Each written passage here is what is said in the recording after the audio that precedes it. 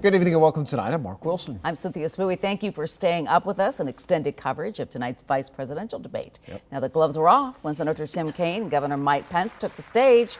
90-minute debate touching on everything from social issues, national security, to the personal attacks on both their running mates. Yeah, Fox 13 political editor and host of Money, Power, Politics, Craig Patrick is here now, joins us with some highlights. There's a lot to sort through. This was a little fiery, I think, than probably some people thought, was it not? It was fiery and it was feisty, more so coming from Tim Kaine than it was Mike Pence, at least at the start. And that's where most people are going to key into the debate and form their perceptions. Keep in mind, Kaine and Pence were both very prepared for this debate, but they brought with it very different styles and approaches. Let's start with Mike Pence. He knew what was coming. He knew he would be under fire, and he defended effectively questions about Trump's taxes by saying that, yeah, he took a big loss in the 1990s, had a hard time back then, but he followed the law. And Senator Kaine, don't you take deductions?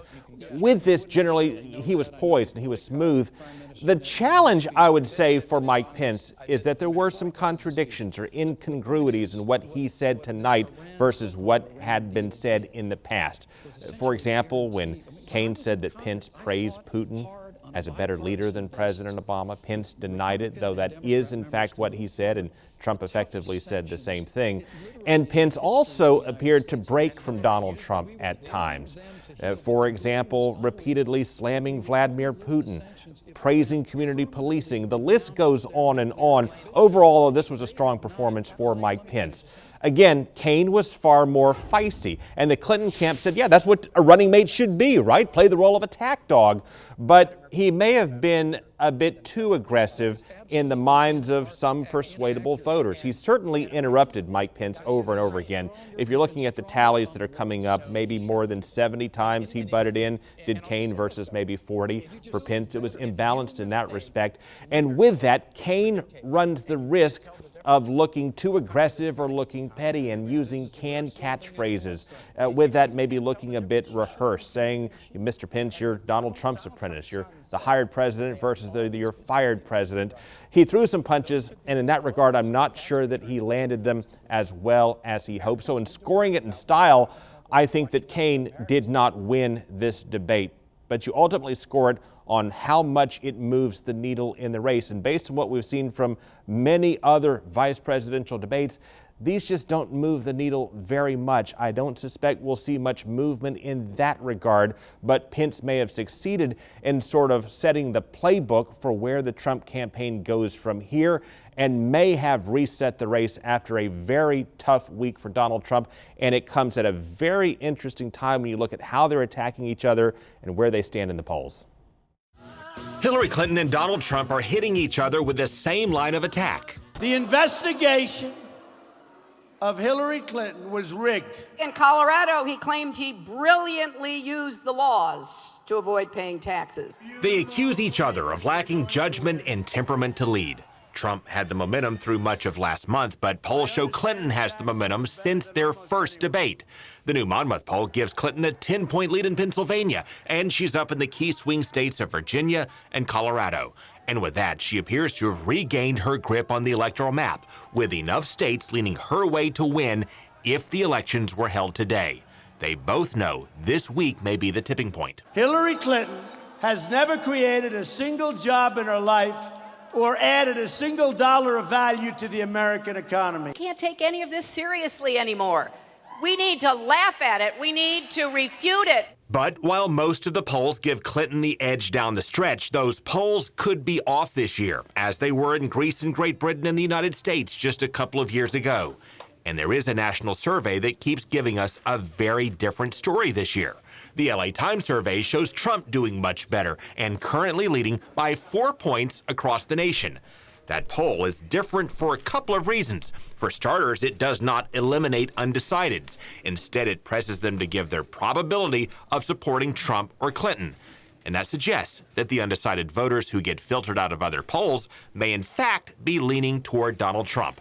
And they could deliver a big surprise on Election Day. Well, please welcome Reince Priebus, Chairman of the Republican National Committee. Thank you for joining us, sir. Happy to be on. Do you think that Donald Trump is still the underdog based on all the polling that you've seen? Do you think, in other words, he would lose if the elections were held today? I don't know about that, but I think having a label of, being the comeback kid isn't a bad label to have in this country, and people always like that. So no, I don't know about that. I think, the one thing that I think everyone understands is that people trying to predict these elections this year, I think, have all been out of business. It's been a tough one, and it's been a crazy year, and I think the polls are going up and down every day. We all know that. You said Donald Trump won the first debate, but a majority of voters in our polling and others gave it to Hillary Clinton. So what, if anything, would you say to Donald Trump and suggest that maybe he change before the next round on Sunday night? Well, look, I thought he did really well. I also think people need to keep in mind that you're dealing with a person who's never run for office before against someone who's spent 30 years in the public eye. So I think he did very well. I think he showed a good temperament. I think he showed that he's prepared to be president of the United States.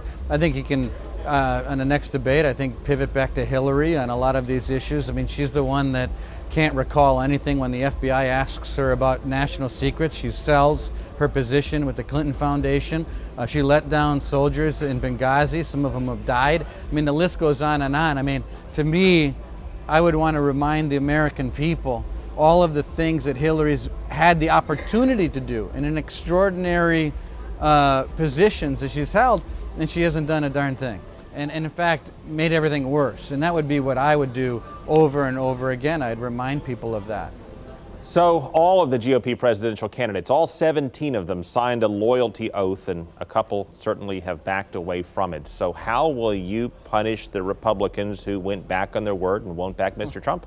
Look, it's not so much about punishment. I know that's kind of the fun thing to talk about, but it's really about making sure that people who have used our party label and agreed to do things with our party, especially whether it be data, whether it be the fact that they agreed to get on the ballot in South Carolina, but also said, hey, if I do this, I'm going to support the eventual nominee.